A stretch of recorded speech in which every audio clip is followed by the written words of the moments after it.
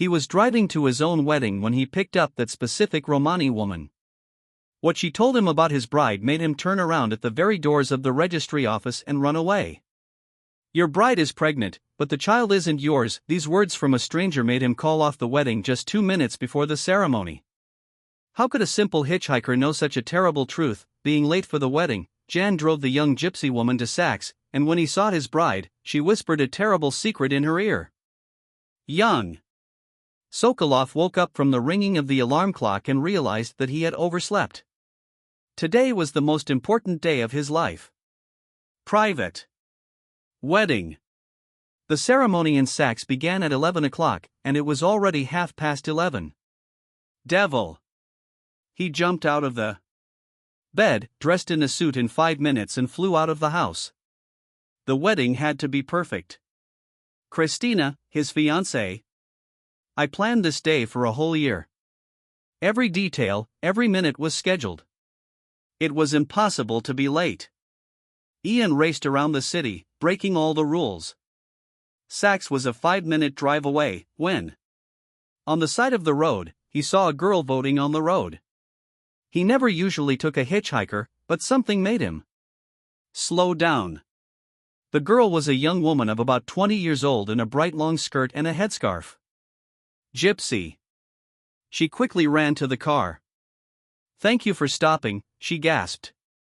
"I really need to go to the Saks on Pushkinskaya. Please." Yang looked at her in surprise. "I go there too." "Sit down quickly." The girl sat down in the front seat, and he took off. "Are you going to the wedding?" she asked. "On your own." "I slept like an idiot." "And I'm on someone else's," she grinned. "I work there, conduct rituals, tell fortunes to guests, entertain the public. Do you understand?" They drove in silence. Ian nervously drummed his fingers on the steering wheel, glancing at his watch. At 3 minutes to 11. They will have time. "Are you nervous?" the gypsy woman asked. "Of course, it's a wedding." "Are you sure?" "In what?" "That you will marry the right person?" Jan glanced at her. "A strange question, of course, I'm sure. Christina and I have been together for 3 years. 3 years is not enough to get to know a person for real." She looked out the window. People know how to hide their true faces, especially when there is something to hide. "What are you talking about?" "About nothing. Just thinking out loud." They arrived at Saks at 11 o'clock sharp. Guests have already gathered at the entrance. About 30 people in elegant clothes. Jan saw Christina. She was standing on the steps in a snow-white dress. A bouquet in his hands, a tense face. Next to her mother, bridesmaids, a photographer. "Here we are," Ian breathed a sigh of relief. "Thank you for not distracted with conversations." He got out of the car. The gypsy woman also went out, straightened her skirt, and suddenly took his hand. "Wait, I have something to tell you." "What do I need to go?" "They are waiting for me." "It's important." "Very important." She pulled him closer and whispered something in his ear. A few phrases are quiet and fast. Ian did not understand at first, then turned pale, then recoiled. "Are you serious?" "Absolutely." "Check if you don't believe it. You still have time." "But how do you know?" "I am a gypsy. We see what is hidden from others." She smiled sadly. "Go and decide for yourself." The gypsy woman turned around and quickly walked to the Saks building. Jan stood by the car, feeling the world turn upside down. What she said could not be true. It could not. "Ian, where have you been?" Christina went down the stairs. Her face expressed a mixture of relief and irritation. "We have been waiting for 10 minutes. All the guests are in the hall. Christy, I need to talk to you. And now. We are a ceremony. In 2 minutes. Right now? It's important.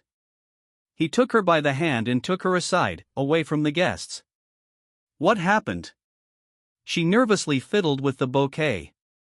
Tell me honestly, are you pregnant? Christina froze. Something flashed on his face. Surprise, fear, confusion. From where? Who told you? No matter. It's true. She lowered her eyes. Yes, I wanted to say after the wedding. I thought it would be a good surprise. Yang felt his stomach. Shrinks. At what term? And 4 months. 4 months, he repeated mechanically. 4. Ian, I understand that this is sudden, but we will cope. You wanted children. You said it yourself, Christina. He looked at her. Eyes. We haven't slept together for 5 months. You went to your mother, remember, for 2 months. I was treated. You said. Christina's face turned white. I'm Ian, it's not what you think. Then what? Explain to me how you. Pregnant in the 4th month, if we haven't seen each other for 5 months? She was silent, squeezing the bouquet so tightly that the stems crunched. Is this Anton? Jan asked quietly. Your ex? How do you know about Anton? So, he is. Christina began to cry. It was a mistake. One night I came to my mother, we met by chance, drank, and I didn't want to. It just happened. Happened. Jan felt everything getting cold inside. And you decided to marry me so that I raised someone else's child? No, I wanted to have an abortion, but I couldn't. And then I thought, we love each other. Really? And the child, what difference does it make whose it is? You'll be his father. What's the difference? You cheated. Me, got pregnant from another, was going to deceive me all her life. And you ask, what difference does it make? The guests began to turn around. Christina's mother walked quickly towards them. What's going on here? Why are you screaming? Ask your daughter. Ian turned to the car. Ian, stop. Christina rushed after him. Please, we can discuss everything. Don't go. The wedding is cancelled, he threw over his shoulder. You can't, guests from Axe. Everything is paid for. You can marry Anton, since he is the father of your child. He got into the car and started the engine. Christina knocked on the window, sobbing, but he did not look at her, turned around and drove away, leaving behind a commotion, screams and a ruined wedding. Jan stopped only a few blocks later. My hands were trembling, my breath was short. He put his head on the steering wheel and he closed his eyes, as the gypsy woman found out from where. She saw Christina just for a second from afar and immediately realized, your fiancée has been pregnant for 4 months. This is not your child. She wants to deceive you. Run before it's too late. At first, he did not believe it, he thought that this was a joke, a nonsense attempt to spoil wedding. But something made me ask, and Christina could not lie. Ian took out his phone. An hour and a half of missed calls from Christina and her mother, friends. He turned off the sound and just sat in the car, staring into the void. In the evening he returned to Saks. The building was closed.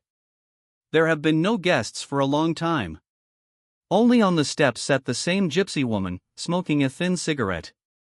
Are you still here? Asked Ian in surprise. I was waiting for you. She smiled. I knew that you would return. How did you find out about Christina, about pregnancy, about everything? The gypsy took a long drag and blew out the smoke. Do you want the truth? Yes. I'm not a gypsy. Well, half gypsy, mother gypsy, father Russian. And by profession I am private detective. I told him that I was hired by your ex-girlfriend, the one you dated before Christina, Svetlana. Do you remember her, Sveta? We broke up 2 years ago. She still loves you. And when I found out that you were getting married, I decided. Check on your fiancé. Hired me. I dug for 3 weeks, found evidence of infidelity, pregnancy, that's it. And decided. Tell me right before the wedding.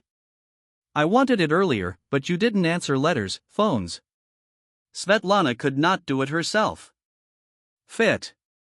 You wouldn't believe it. They decided that this was revenge. That's why I've come today. I knew that you would be here, I did not think that you would give me a ride, she grinned. Fate, probably. Ian slowly knelt down next to her on the step.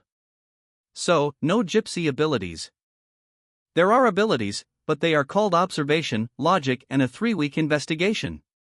Your fiancée met with her ex every time she went to her mother. I saw them together, took pictures. I have evidence, if necessary. She wouldn't need it, she confessed everything herself. It means that at least a little conscience remains. They sat in silence. Twilight was descending over the city. Give the light a thank you, Ian finally said. She saved me from a huge mistake. Pass. Can you call her yourself? She is really very worried. I'll think about it. The gypsy woman got up. She shook off her skirt. Good luck to you, Yen Sokolov. And remember, sometimes the most important turns in life happen because of chance meetings. You drove the stranger to Saks and avoided disaster. Maybe this is a sign? A sign of what? That you need to listen to your intuition? And to strange gypsy women. She winked and walked away, dissolving into evening shadows. Jan sat for a long time, then took out his phone and found Svetlana's number. He hesitated, pressed the call. Hello. Her voice was alarmed. Sveta, it's me. Ian, I heard you're fine. No, but I will. Thank you for everything. I didn't want to ruin your wedding. I just couldn't let you make a mistake. You will. Saved me, didn't you? Then I'm glad. They talked for an hour, then another hour. They remembered the past, discussed the present, carefully. Looked into the future. 6 months later, they began dating again. A year later, Jan was again at Saks. But this time with the right bride, with the one who truly loved him, did not deceive, did not cheat. And at the wedding, among the guests was a gypsy detective. She came uninvited just to make sure everything ended well. Thank you, Ian told her. Thank you for stopping me then. Don't thank me. Thank fate and that you stopped to let the stranger down. Not everyone would do it. Are you really a detective or a gypsy with a magical abilities? She smiled mysteriously. Does it matter? The main thing is that you are happy. Did it really matter? Magic or investigation, fate or chance? No matter. The important thing was that one short drive to Saks changed his whole life, because sometimes the salvation comes at the very last moment. In the face of a stranger on the side of the road, who whispers the terrible truth. Capable of destroying illusions, but saving the future.